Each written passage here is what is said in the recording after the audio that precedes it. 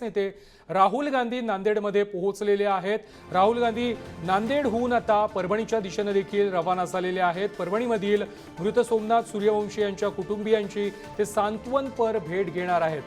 राहुल गांधी दिल्लीतून नांदेडमध्ये पोहोचलेले आहेत आणि नांदेडवरून आता ते परभणीच्या दिशेने रवाना झालेले आहेत। सूर्यवंशी कुटुंबियांची राहुल गांधी भेट घेणार आहेत। परभणीमधील हिंसाचारानंतर न्यायालयीन कोठडीमध्ये असलेल्या सोमनाथ सूर्यवंशी यांचा मृत्यू झालेला होता।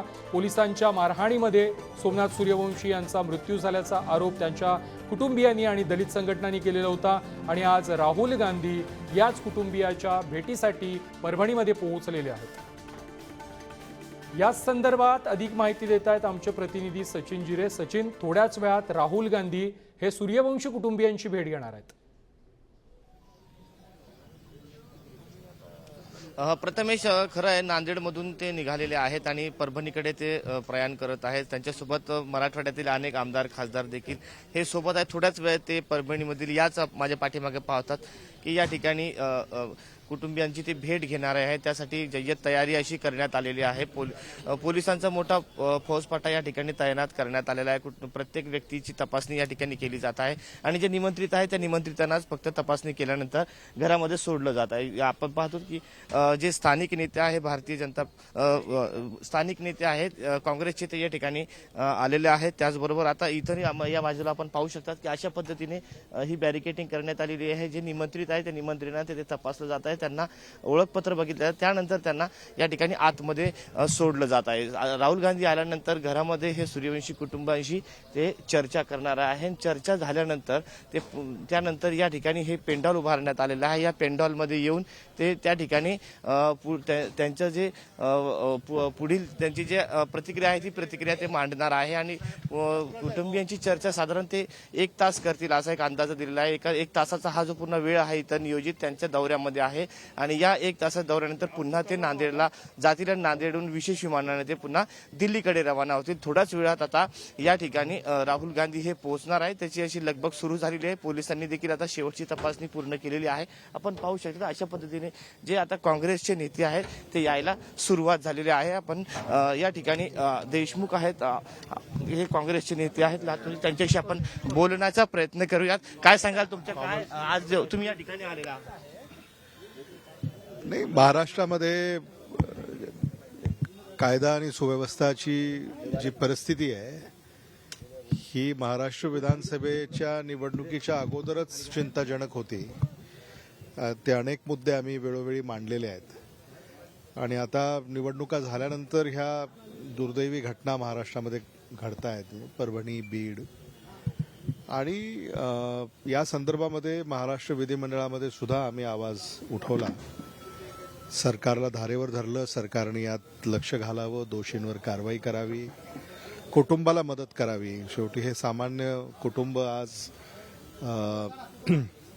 त्यांचा मुलगा हा या सगळ्या प्रकरणामुळे त्याचा मृत्यू झाला आणि डोंगर दुःखाचं कोसळलं आहे त्या कुटुंबाच्यावर।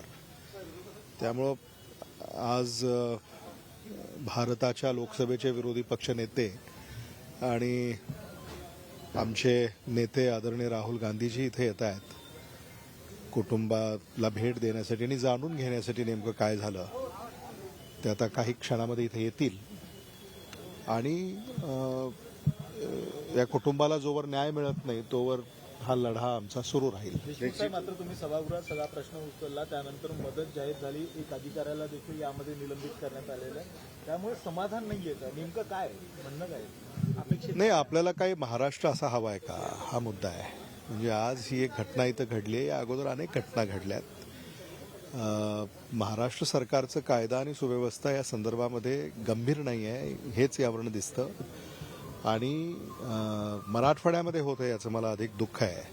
कारण मराठवाडा याला आपण संताची भूमी म्हणून ओळखतो आणि या संताच्या भूमीमध्ये जर अशा घटना घडत असतील तर कुठंतरी मराठवाड्याच्या मातीला डाग लागला आहे आणि हे चिंताजनक आहे। मला राजकारण करायचं नाही आहे, पण अशा घटना इथं घडतायत हे दुःखदायक आहे दादा, निश्चितपणे राहुल गांधी इथं आल्याने देशाचे लक्ष या प्रकरणाकडे लागणार आहे. पण इथून 50-60 किलोमीटरवर सुद्धा एक प्रकरण झालेलं आहे. राहुल गांधी तिथे जात नाही याची राजकीय चर्चा सुरू आहे.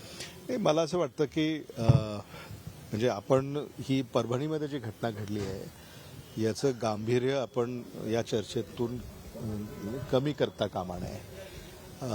बीडमध्ये सुद्धा जे घडलं आहे ते अतिशय चिंताजनक आहे.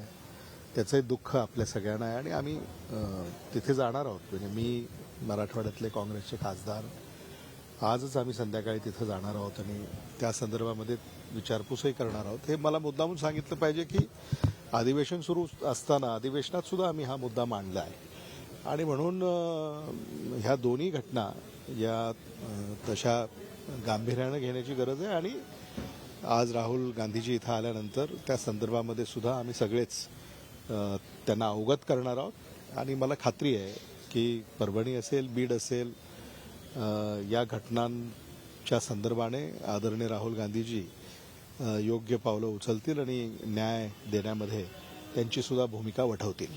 दोन्ही ज्या घटना आहेत त्याची न्यायालयीन चौकशी या संदर्भात देखील अधिवेशनामध्ये मुख्यमंत्र्यांनी सुद्धा आश्वासन दिलेलं आहे. नाही, त्याचं स्वागत केलंय आम्ही, पण न्यायालयीन चौकशी करून दोषींवर कारवाई होईल. पण ही व्यवस्था जोपर्यंत आपण पारदर्शक करत नाही तोपर्यंत ह्या घटना घडत राहणार. त्यामुळे व्यवस्थेवर प्रश्न आहे. सरकारने जे काय आश्वासन दिले, जे काय कारवाई केली, विरोधी पक्षामध्ये समाधानी आहात? विक्रांत, आपण पाहतो की हे लातूरचे नेते देशमुख होते, आता यशोमती ठाकूर आहेत त्या देखील या ठिकाणी आलेल्या आहेत. त्यांचं म्हणणं काय आहे आपण त्यांच्याकडून जाणून घ्या. आज या ठिकाणी थोड्याच वेळात राहुल गांधी येणार आहे. एवढं मोठं कांड इथे झालेलं आहे. एक लॉ शिकणारा विद्यार्थी तो म्हणत होता त्यांना की माझी परीक्षा आहे, मला जाऊ द्या, पण अमानुषप्रमाणे त्याला मारहाण केली आणि तो मारला गेला ह्याच्यामध्ये. खरं पोलीस जरा केअरफुली वागली असती किंवा सरकारने इन्स्ट्रक्शन्स व्यवस्थित दिले असते तर आज दगड फोडून शिकवलं. ती त्याची आई सांगतीये मला, सूर्यवंशीची, मी दगड फोडून तिन्ही पोरं शिकवले. असं कसं घडू शकतं आणि असं कसं आपला महाराष्ट्र सहन करू शकतो? सरकारने कठोर कारवाईचे आदेश दिले, त्याचबरोबर 10 लाख रुपयाचं हे मदत देखील जाहीर केलेली आहे. जीव येणार आहे का? परत जीव येणार आहे का? कोणाच्या चुकीमुळे झालं हे? एखाद्या मोठ्या माणसाचा पोरगा असता तर ते पुण्याचं प्रकरण, ते गाडीवालं कसं वाचवलं होतं? हा, तर गरीब माणसाचं राहणार आहे तुमची काय? महाराष्ट्रामध्ये असं होता कामा नये. ही नजर महाराष्ट्राला, हे जो महाराष्ट्र धर्म तोडायचा जो सवय लागलेली आहे ना, हे असं होता कामा नये. मस्साजोगमध्ये देखील सरपंचाची हत्या करण्यात आली. बघा तुम्ही, मत्साजोगमध्ये पण तीच अरेरावी आहे, तोच गोंधळ आहे, हिथं पण तोच गोंधळ आहे. मग होम मिनिस्ट्री ठेवण्याचा अट्टहास